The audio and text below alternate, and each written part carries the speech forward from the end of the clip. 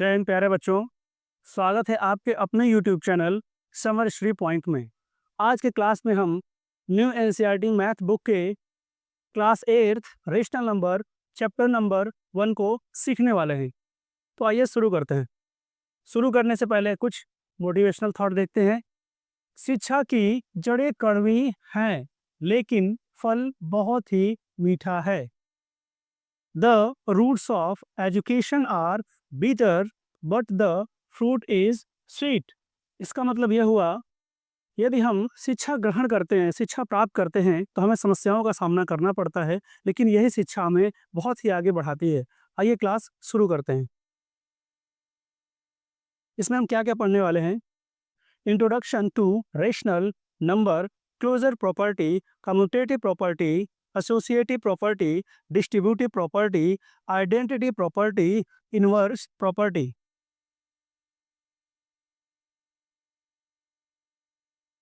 तो देखते हैं introduction to rational number. A number that can be written in the form p by q where p and q are integer where q is not equal to 0।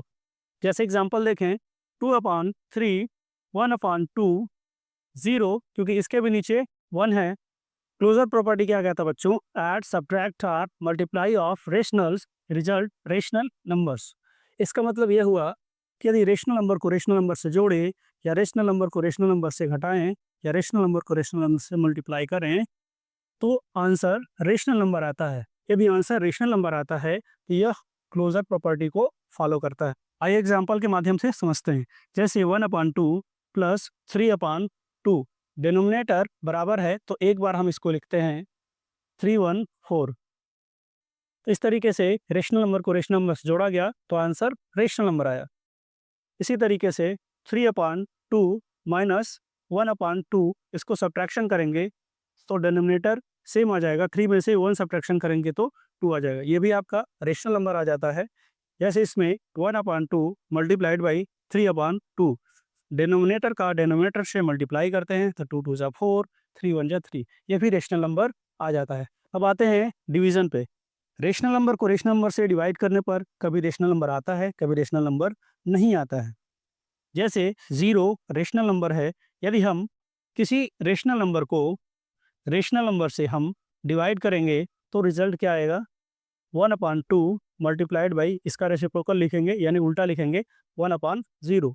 मतलब 1/0, इसका मतलब क्या हो जाएगा? Infinitive. इसलिए ये रूल फॉलो नहीं करता है यदि यहाँ पे 0 लिखा जाए तो। अब आते हैं नेक्स्ट स्लाइड पे। दूसरा प्रॉपर्टी है कम्यूटेटिव प्रॉपर्टी। इसका मतलब ऑर्डर चेंज कर देने पे यदि सेम रिजल्ट आता है तो रिजल्ट कम्यूटेटिव प्रॉपर्टी को फॉलो करता है। आइए एग्जांपल के माध्यम से समझते हैं।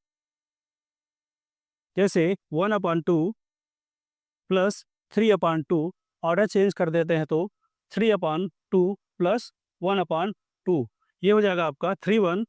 4/2 इज इक्वल टू 4/2। इसलिए यह रिजल्ट कम्यूटेटिव प्रॉपर्टी को फॉलो करता है।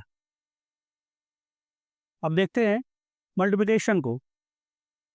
जैसे 1/2 multiplied by 3/4 is equal to, order change कर दिया मैंने, 3/4 मल्टीप्लाइड बाई 1/2, तो क्या हो जाएगा? ये 3 1 जा 3, डिनोमिनेटर को डिनोमिनेटर से मल्टीप्लाई करेंगे, 2 4 जा 8 इज इक्वल टू 3 1 जा 3, 4 2 जा 8, रिजल्ट रेशनल नंबर आता है। इसका मतलब ये रिजल्ट कम्यूटेटिव प्रॉपर्टी को फॉलो करता है।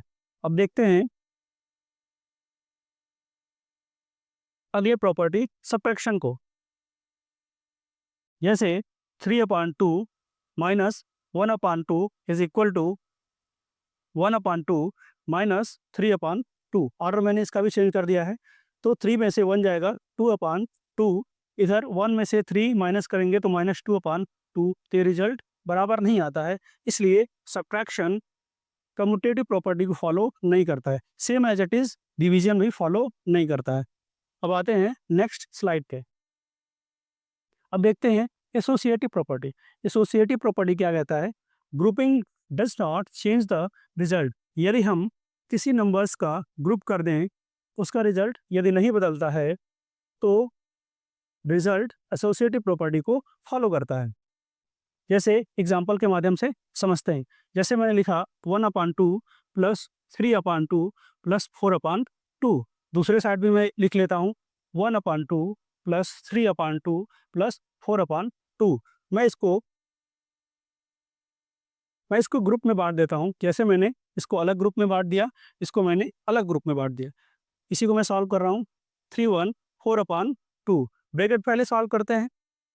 4/2 is equal to 1/2 plus 3 4 7/2 4 4 8/2। Denominator बराबर है इसलिए मैंने एक बार लिखा है। 7 1 8/2 रिजल्ट बराबर आता है। इसका मतलब रिजल्ट एसोसिएटिव प्रॉपर्टी को फॉलो करता है। अब देखते हैं मल्टीप्लिकेशन को। यदि मैं इसको अलग अलग ग्रुप में बांट देता हूँ तो रिजल्ट देखते हैं सेम आता है या नहीं।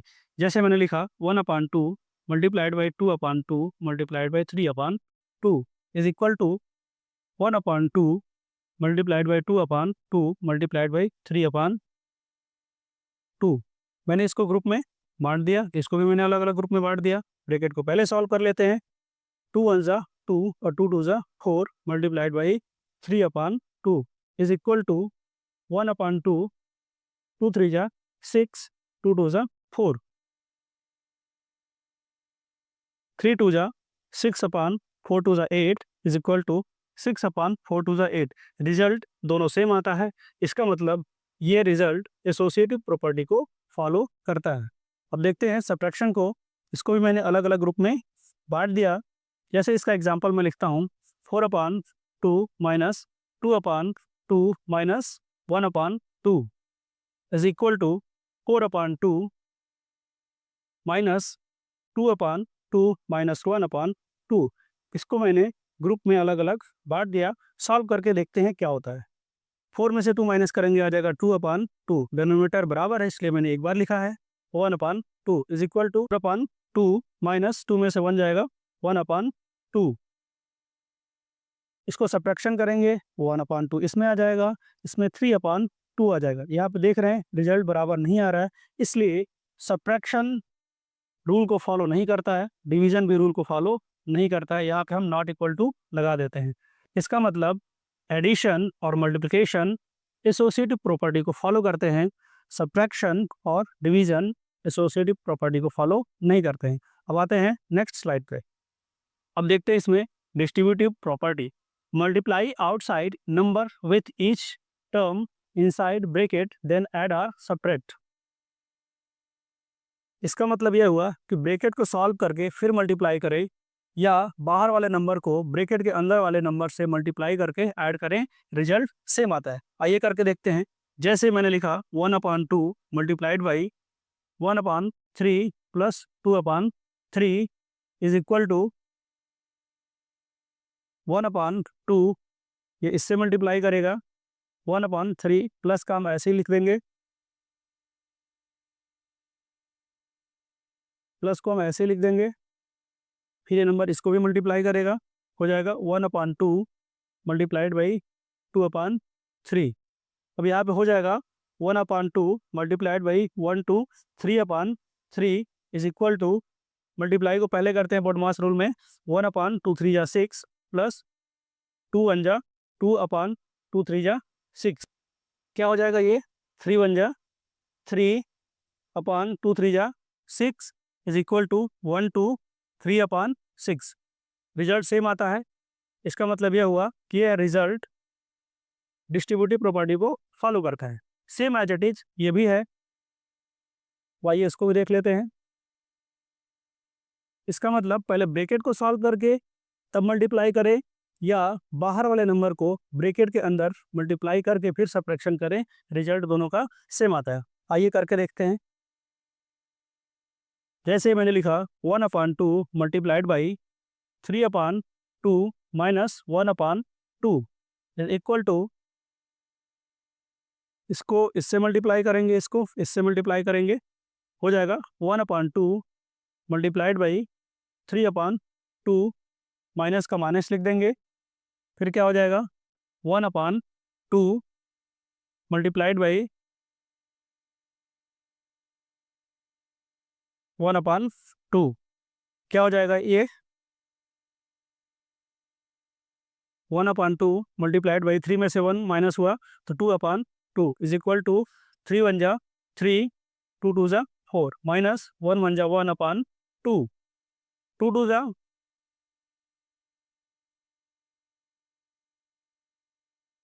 1 2 जा 2/2 2 जा 4 इज इक्वल टू 3 में से 1 माइनस करेंगे 2/4, रिजल्ट इक्वल आता है। इसका मतलब यह डिस्ट्रीब्यूटिव प्रॉपर्टी को फॉलो करता है।